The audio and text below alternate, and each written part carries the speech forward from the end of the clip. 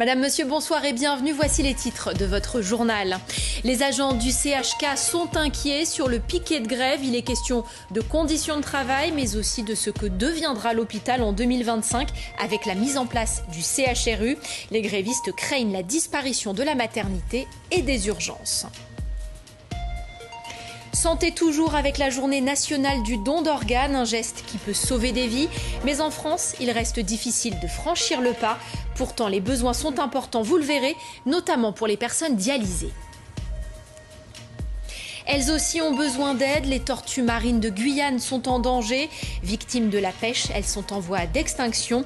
Une écloserie installée à Awala Yalimapo essaie d'inverser la tendance en protégeant les émergences. Depuis 10 jours, le centre hospitalier de Kourou est en grève. Les agents protestent contre les conditions de travail. Ils s'inquiètent aussi de l'avenir du CHK. Le projet de centre hospitalier régional universitaire pour 2025 laisse planer beaucoup de flou sur la future place de l'établissement, qui pourrait perdre plusieurs compétences comme la maternité ou les urgences nocturnes. Serge Massot et Séfiane Dey. Les discussions sont en cours avec des hypothèses, des interrogations qui créent des inquiétudes parmi le personnel soignant. Quid de la place du CHK, concluait un séminaire sur le projet médico-soignant en avril dernier. Alors les agents craignent à terme de voir disparaître l'hôpital de Kourou. Nous prenons en charge des patients qui nécessitent une prise en charge rapide parce qu'il y a des saignements massifs. Et donc il faut des chirurgiens sur place qui puissent prendre en charge ces patients-là le plus rapidement possible. Le maire de Kourou a écrit à l'Agence régionale de santé, inquiet des scénarios retenus qui paraissent très préoccupants quant à la pérennité de l'hôpital de Kourou et à la qualité des soins. Il craint que l'offre de soins se concentre à l'avenir sur Cayenne. Le CHK petit à petit en train de perdre des plumes. À la fin, on va se retrouver avec un petit centre de santé à l'époque des années, des années 70. Voilà, c'est ça la suite du CHK. Donc c'est pour cette raison qu'on a écrit auprès du ministre, on a écrit auprès du président de la République, y compris pareil auprès de l'ARS. Là maintenant, il faut vraiment que l'État comprenne que s'il y a la fusée, il y a aussi l'hôpital, il y a aussi une ville. Le directeur général de l'ARS par intérim se veut rassurant. Le CHK ne fermera pas, les échanges sont en cours, rien n'est finalisé. L'objectif, c'est que l'hôpital aille beaucoup mieux, retrouve une activité, retrouve aussi une confiance de la population du bassin des Savanes, puisqu'on voit sur les dernières années que beaucoup de patients vont vers Cayenne pour se faire soigner. Donc je pense que ce n'est pas une bonne chose. Je pense qu'il est important qu'on retrouve une activité forte et un positionnement du CHK qui soit le sien dans un équilibre de territoire, donc en coopération avec l'ensemble des acteurs.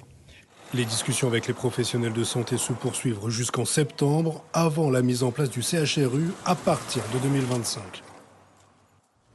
Il peut sauver des vies mais reste encore tabou. La journée nationale du don d'organes, c'est aujourd'hui. En Guyane, seul le prélèvement de reins est pratiqué.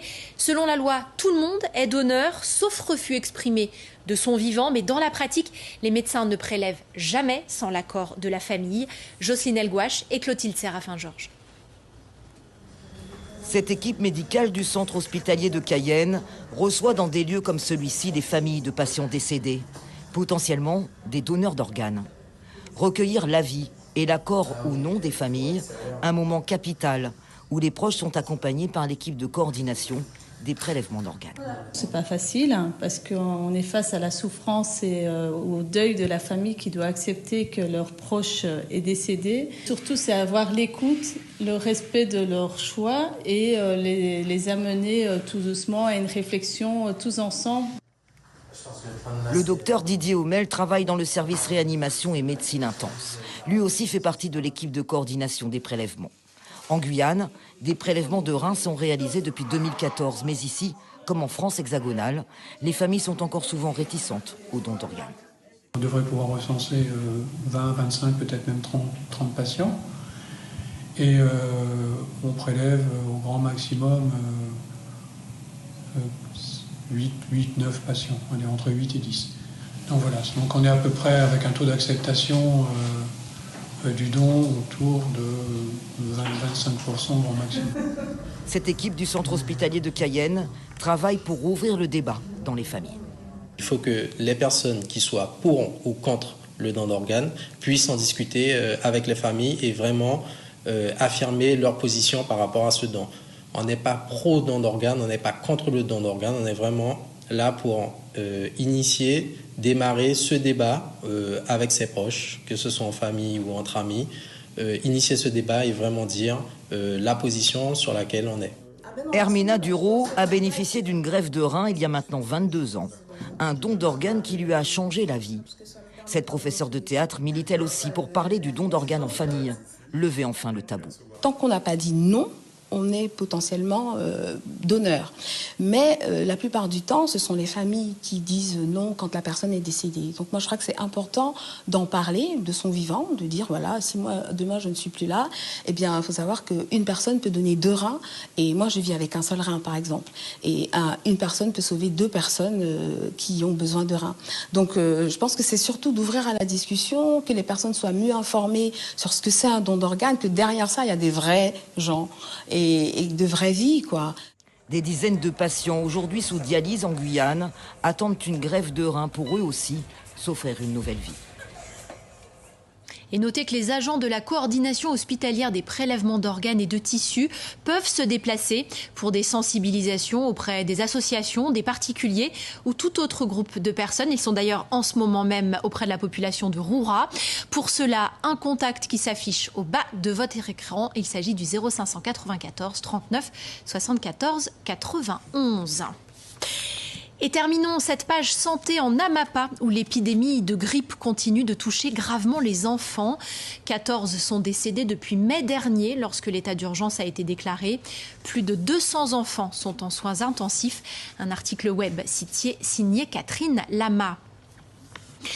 En politique, l'Assemblée territoriale a adopté ce matin en plénière les 11 résolutions du Congrès des élus de Guyane du 13 mai dernier. Un vote prévu en bloc, mais finalement point par point. Une demande de l'opposition pour s'abstenir sur l'accord de méthode. Le compte administratif 2022 de la CTG a également été voté. Le nouveau président de la délégation des Outre-mer à l'Assemblée nationale est guyanais. Il s'agit de Davy Riemann, député de la 2e circonscription. Il succède à Moetai Brotherson, désormais président de la Polynésie française. La délégation reste donc aux mains de la gauche démocrate et républicaine. Alban Lucien avec Massimo Bulgarelli et Raël Moine. Estelle Youssoufa, Davy Riemann et Maud Petit, ils étaient 3 prétendants à la présidence de la délégation aux Outre-mer. Et c'est le Guyanais, jusqu'ici vice-président de la délégation, qui a raflé la mise. À 43 ans, le député GDR de la NUP est satisfait, mais surtout prêt à prendre la relève. Mais beaucoup de sujets au niveau législatif, mettre les Outre-mer au cœur des discussions, au cœur des débats, au niveau des lois, qu'on arrête de traiter ces territoires-là soit par décret d'application. Donc maintenant, il faut qu'il y ait un débat avec le territoire, que les réalités soient prises en compte de façon globale et territoire par territoire. Et pour aider Davy Riemann à la tâche, le député polynésien Steve Chailloux, élu pour le remplacer à la vice-présidence. On est dans la continuité de ce que l'ancien président a mené, c'est-à-dire avoir une posture transversale, c'est-à-dire qu'on ne veut pas cloisonner les sujets par territoire, par région, mais ce sont des sujets que nous connaissons tous, notamment liés à la cherté de la vie qu'il y a dans les Outre-mer, les problématiques de l'énergie. Enfin, toutes ces problématiques-là, il faut qu'on puisse les aborder de manière non partisane et pas uniquement de manière territorialisée. 46 votants présents pour un vote à huis clos et 27 voix pour le Guyanais au 2e tour, contre 15 pour Maud Petit. La députée du Val-de-Marne, d'origine martiniquaise, souhaitait porter une voix au centre. Virage raté, selon elle, pour la délégation. Je pense qu'elle restera dans un jeu systématique d'opposition, en fait. Même si le gouvernement a déjà, du reste depuis le début du mandat, avancé en direction des Outre-mer. Même s'il y a des choses concrètes qui se font, j'ai peur que malheureusement, vous voyez, les choses n'avancent pas. Avancer, c'est pourtant l'objectif de l'aile gauche de la délégation. Sur la table, déjà plusieurs dossiers, à l'image de celui épineux du chlordécone. Les surveillants pénitentiaires ultramarins de la prison de Fresnes au cœur d'une polémique. Un rapport de l'inspection générale de la justice met en doute leur intégrité professionnelle. Pourtant, les agents originaires des Outre-mer sont surreprésentés dans la fonction publique pénitentiaire. Le reportage d'Alban Lucien et Emmanuel Morel. C'est parce qu'ils sont parlementaires qu'ils peuvent à tout moment visiter les lieux de privation de liberté. Ce droit, Jean-Hugues Ratenon et Perceval Gaillard l'ont utilisé pour venir soutenir le personnel ultramarin du centre pénitentiaire de Fresnes. Dans un rapport interne, ces derniers auraient été stigmatisés. Aujourd'hui, on est là. Peut-être demain, on sera là aussi. Et après-demain aussi. Parce qu'on ne peut pas. On n'a pas le droit, nous, en tant qu'élus de la République, on n'a pas le droit d'abandonner. Même s'ils sont ici, travaillent ici, ce sont quand même nos frères et nos sœurs des Outre-mer.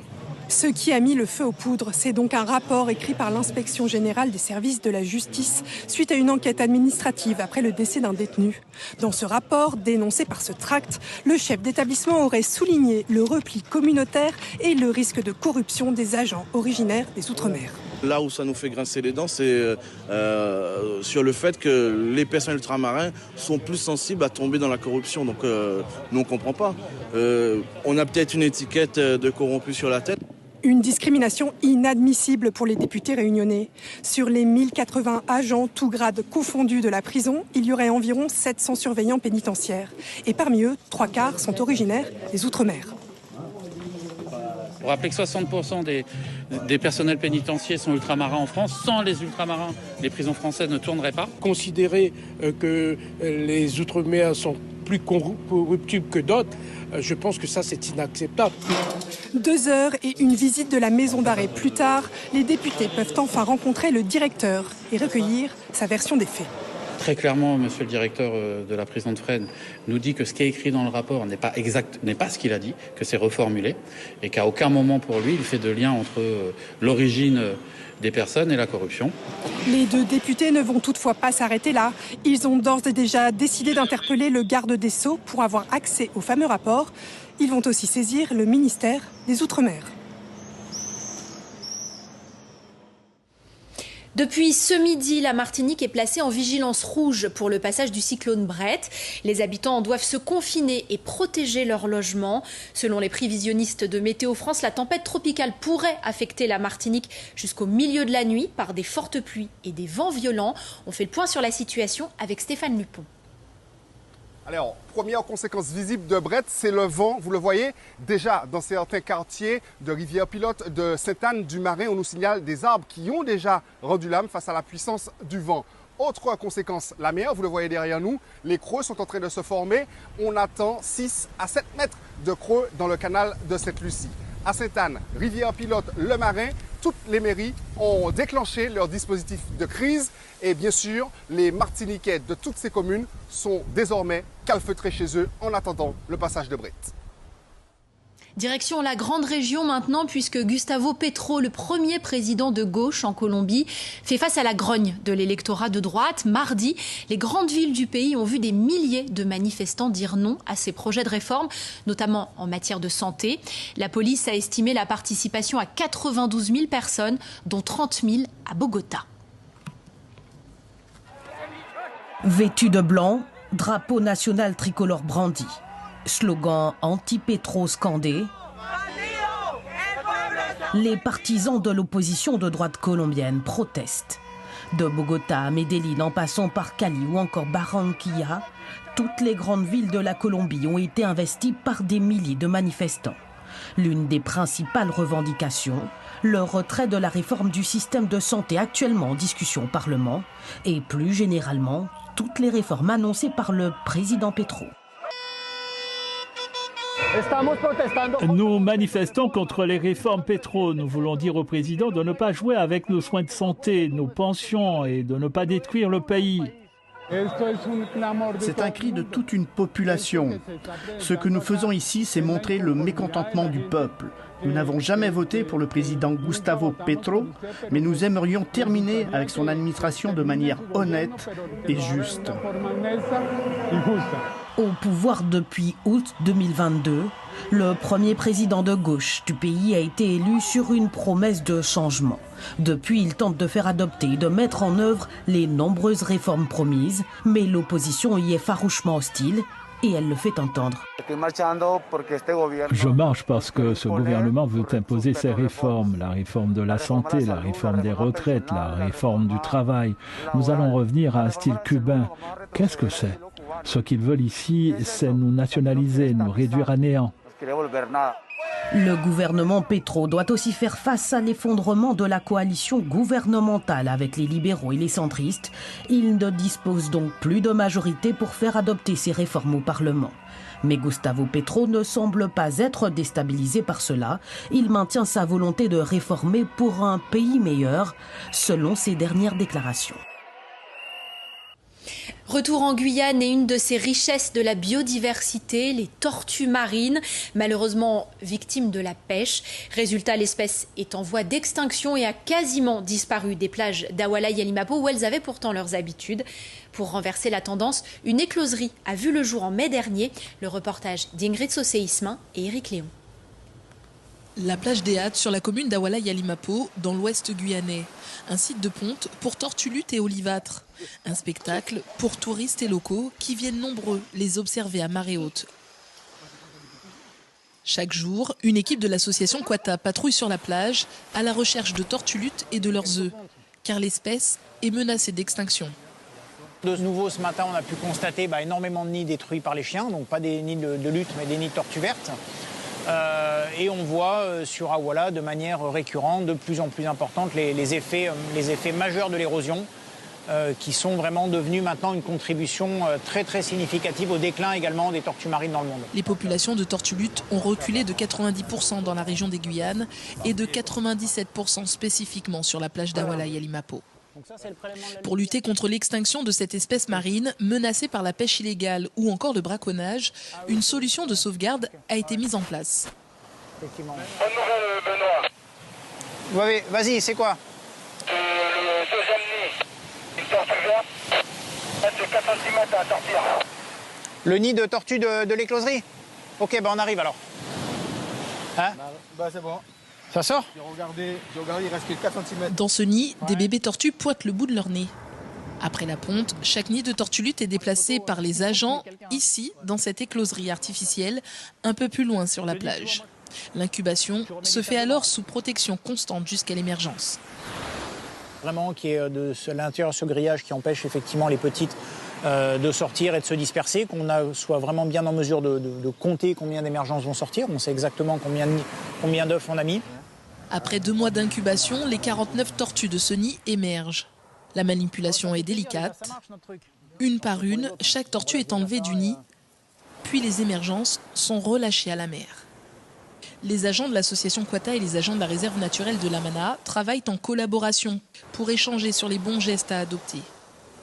C'est vraiment important d'avoir ces gestes-là parce que ça permet vraiment de faire, on va dire, le prélèvement dans les bonnes conditions. Voilà. L'avantage de l'écloserie, c'est l'installation sur le territoire de la réserve. Voilà, c'est pour ça qu'ils viennent nous voir si le travail est fait, si le travail de prélèvement des œufs est vraiment accompli, il y a un taux de réussite. L'écloserie compte actuellement 19 nids, dont 4 d'olivâtres. C'est la 3e éclosion depuis la mise en place de cet enclos, un outil de préservation et de sensibilisation qui espère voir à nouveau le retour massif des tortues luttes sur la plage d'Awala et Limapo. L'école de danse et de musique Victor Clette de Matoury dispose désormais d'un studio d'enregistrement professionnel. Baptisé Studio 89, il a été inauguré hier pour la fête de la musique. L'équipement a été financé en majorité par le CNES et la ville de Matoury. Il est mis à disposition de l'école de musique et des porteurs de projets musicaux. Voilà qui devrait permettre aux jeunes d'exprimer leur talent. La réaction du maire Serge Smock avec Patrick Clark et Abel Parnasse. Le studio d'enregistrement n'est qu'un outil dans un grand ensemble qui est axé sur le développement de l'activité artistique donc, dans notre commune, au bénéfice donc, des Matouriens et notamment de notre jeunesse. Il y a énormément de talents cachés dans notre commune, comme dans le sport d'ailleurs, au niveau de l'expression artistique et en particulier de la musique. Et nous avons voulu, nous voulons donc que ces outils de travail soient au bénéfice du plus grand nombre. C'est-à-dire qu'aujourd'hui, il faut savoir que nous décentralisons dans les quartiers dits prioritaires ou autres l'activité artistique et notamment l'activité, donc l'apprentissage des instruments de musique. On passe au sport pour terminer cette édition. Les basketteuses françaises se sont qualifiées pour les demi-finales de l'Euro 2023 en s'imposant contre le Monténégro 90-46 ce soir en Slovénie. Elles défieront samedi la Belgique en demi-finale. La France atteint le dernier carré d'un championnat d'Europe pour la 8e fois consécutive. Une série impressionnante et inédite depuis le début des années 90. C'est un moment très attendu par les clubs cyclistes. La présentation du tracé du Tour de Guyane a lieu en ce moment en salle des délibérations de la CTG. La 32e édition de l'épreuve se déroulera du samedi 19 au dimanche 27 août prochain. Les clubs participants reçoivent également à cette occasion un chèque pour mener cette épreuve dans de bonnes conditions. Et nous allons retrouver sur place Olivier Damon et Martial Gritt. Olivier, nous savons que l'arrivée aura lieu devant la CTG, mais pour le reste, que dire du tracé de cette année? Est-ce qu'il sera surprenant ou plutôt classique? Eh bien, disons un peu des deux. Alexandra, bonsoir. Si en effet le départ de la compétition ainsi que l'arrivée sont fixés comme l'an dernier à Cayenne devant la CTG, ce 32e Tour de Guyane a subi quelques changements. Nous allons voir lesquels avec le président du comité régional, Jean-Yves Thivert. Bonsoir. Bonsoir. Alors, vous le dites, chaque année, il est difficile d'innover compte tenu du manque de routes en Guyane, mais il y a quand même quelques changements cette année. Oui, quelques changements. Déjà sur le tracé, puis sur la partie réglementaire de la compétition en elle-même, avec l'intégration des bonifications aux différentes arrivées et sur le deuxième sprint intermédiaire. Et puis il faut dire que cette année quand même, il y a certaines communes qui reviennent en ville ou en commune étape. Donc ça permettra encore au Tour de Guyane de sillonner pas mal de communes et d'aller vers le peuple de Guyane. Justement, parmi ces retours, la route de l'Est, il y a Irakubo qui revient comme commune étape et puis ce contre-la-montre individuel sur le territoire du CSG. Oui, tout à fait. Donc la commune d'Irakubo qui revient. Nous irons sur la route de l'Est avec un demi-tour 300 mètres après le carrefour de Cacao pour faire une arrivée sur la ville de Maturi. Et puis vous aurez le contre-la-montre, le deuxième contre-la-montre individuel du samedi 26 avec une arrivée inédite avec 900 mètres de dénivelé très difficile. Ce sera un contre-la-montre sur 8 km qui prendra le départ sur la route de l'espace.